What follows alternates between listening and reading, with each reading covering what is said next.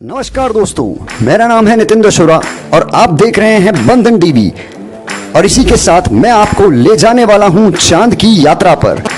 देखेंगे science fiction में चांद की वो जर्नी जिस पर इंसान ने चांद पर पहला कदम रखा।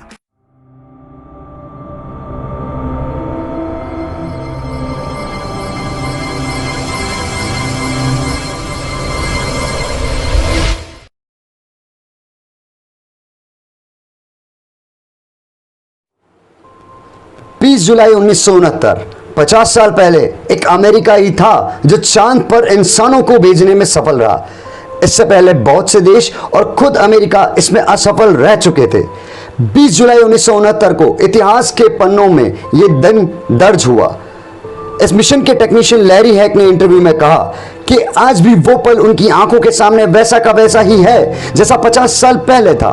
चंद्रमा की ओर पहला सफलतापूर्वक मानवीय मिशन अपोलो 11 यान के जरिए किया गया था, जिसमें चांद पर पहुंचने वाले पहले व्यक्ति नील आर्मस्ट्रांग और एडविन एल्ड्रिन को चांद की सतह पर पहुंचाया गया। यह अभियान अपोलो अभियान की 5वीं और चंद्रमा पर जाने की 3री असफल उड़ान बनी। 16 जुलाई 1969 को भेजे गए इस यान में कमांडर नील आर्मस्ट्रांग, नियंत्रक माइकल कोए, चंद्रयान ईगल चालक एडविन ऑल्ड्रिन मौजूद थे। 20 जुलाई 1969 को नील आर्मस्ट्रांग और एडविन ऑल्ड्रिन चांद पर अपना पहला कदम रखने वाले इंसान बने और उन लोगों ने उस दौर में अमेरिका के राष्ट्रपति फिक्सन का इंसानों को चांद पर भेजने का सपना पूरा किया। इस घटना को 20वीं सदी की हुई घटनाओं में से सबसे बड़ी घटना माना जाता है। इस प्रक्षेपण को करीब 10 लाख लोगों ने राजमार्ग और प्रक्षेपण केंद्र के करीब समुद्र तटों से देखा था और करीब 60 करोड़ लोगों ने इसे ऐतिहासिक घटना को टीवी पर देखा था। अपोलो 11 अंतरिक्ष यान को सेंट्रल 5 रॉकेट की सहायता से 16 जुलाई 1969 को सुबह के 9:32 पर केनेडी स्पेस स्टेशन से भेजा गया।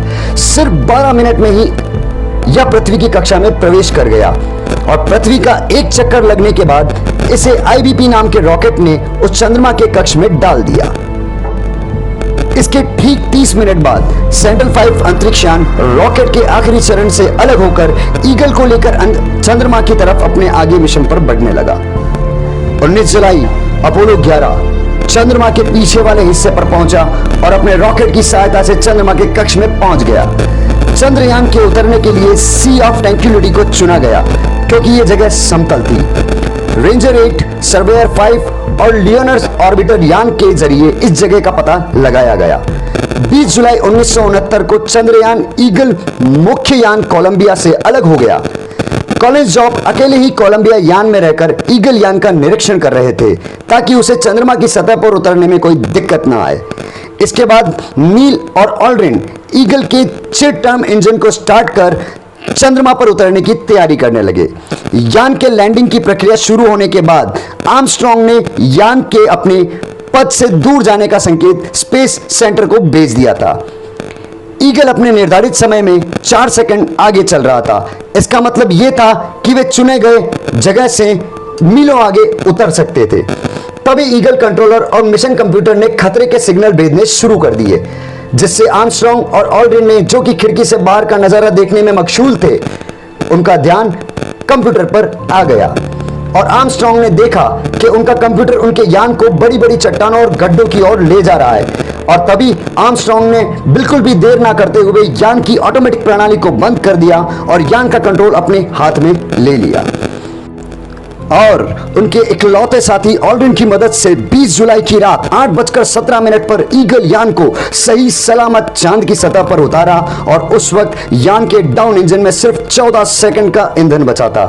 इसका मतलब यह था कि जरा सी भी देर हो जाती तो उनके साथ कोई भी बड़ा हादसा हो सकता था, लेकिन किस्मत ने भी उनका साथ दिया। वह सही सलामत चांद की सतह पर उतरने में कामयाब रहे। आर्मस्ट्रांग ने अपोलो 11 के लैंड की गई जगह को ट्रायंगुलरिटी बेस का नाम दिया और ह्यूस्टन को संदेश भेजा और संदेश यह था कि ह्यूस्टन, यह ट्रायंगुलरिटी बेस है, ईगल लैंड कर चुका है। चंद्रमा की सतह पर कदम रखने से पहले ऑल्ड्रिन ने एक संदेश भेजा। उन्होंने कहा, मैं इस चंद्रयान का चालक हूं। इस संदेश को सुन रहे सभी लोगों से मैं गुजारिश करता हूं कि आप लोग कुछ देर मौन रहकर पिछले हुए कुछ घटनाओं को याद करो और अपने अपने तरीके से ऊपर वाले का शुक्रिया करो और इस मिशन के पूरे होने की दुआ मांगो। अपोलो 11 के लैंड के 6.5 घंटे बाद 21 जुलाई रात 2:46 पर नील आर्मस्ट्रांग ने अपना पहला कदम चांद पर रखा और कहा, इंसान के लिए बस एक छोटा सा कदम है, लेकिन इंसानियत के लिए मानो ये बहुत बड़ी छलांग है। अगले 2.5 घंटे तक आर्मस्ट्रांग और ऑल्ड्रिन मिलकर तस्वीरें लेने, नमूने जमा करने और पत्थर के टुकड़े जमा करने में लगे रहे। इसके बाद दोनों ने मिलकर अगली अपोलो साइंटिफिक एक्सपेरिमेंट पैकेज की स्थापना की और अमेरिकी झंडा लहराने में जुट गए और इसके लिए उन्हें 2 घंटे से ज्यादा समय लगा। इसके बाद तकनीकी बाधाओं और खराब मौसम के बावजूद टीवी पर सीधा प्रसारण शुरू हो गया, जो कि ब्लैक एंड व्हाइट था और जिसे लगभग 60 करोड़ से भी ज्यादा लोगों ने देखा। आर्मस्ट्रांग ने उनके ईगल यान की कुछ तस्वीरें ली, जिससे चंद्रमा की सतह पर उतरने के बाद के हालातों की जांच हो सके। इसके बाद उन्होंने धूल और मिट्टी के कुछ और सैंपल भी इकट्ठे कर लिए और टीवी कैमरे से आर्मस्ट्रांग ने चंद्रमा की सतह के चारों ओर का दृश्य भी लिया। इसके बाद दोनों साथ मिलकर कंगारू की तरह उछलकर मजा लेने लगे।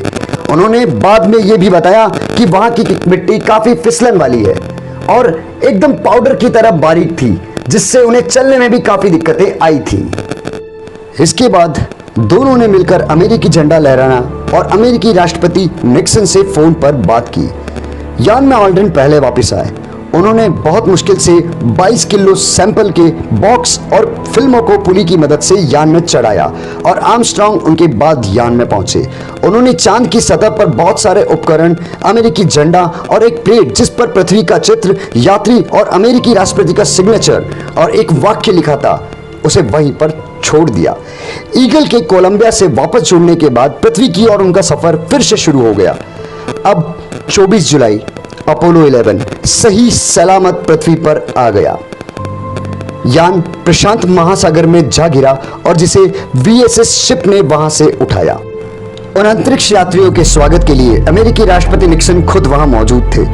उस शाम उनके सम्मान के लिए एक पार्टी भी रखी गई, जिसमें अमेरिकी कांग्रेस के कुछ सदस्य, 44 गवर्नर और 83 देशों के राजदूत और भी कई बड़े बड़े लोग मौजूद थे। और उन अंतरिक्ष यात्रियों को अमेरिका का सबसे बड़ा सम्मान प्रेसिडेंशियल मेडल ऑफ फ्रीडम से नवाजा गया और ये रातों रात पूरी दुनिया में मशहूर हो गए। इसके बाद ये यात्री पूरी दुनिया में शांति का संदेश देने के लिए निकल गए और उन्होंने करीब 24 देशों की यात्रा की और करीब 10 करोड़ लोगों से भी ज्यादा लोगों से मुलाकात हुई। इनका नाम इतिहास के पन्नों पर स्वर्ण अक्षरों में लिखा जाएगा। जब तक ये दुनिया कायम है, इनका नाम और कारनामा पूरी दुनिया याद रखेगी। अगर आपको हमारा वीडियो पसंद आया हो तो लाइक करें, कमेंट करें, शेयर करें और चैनल को सब्सक्राइब करना ना भूलें, ताकि हम आप तक आगे भी ये वीडियो पहुंचाते रहें। धन्यवाद।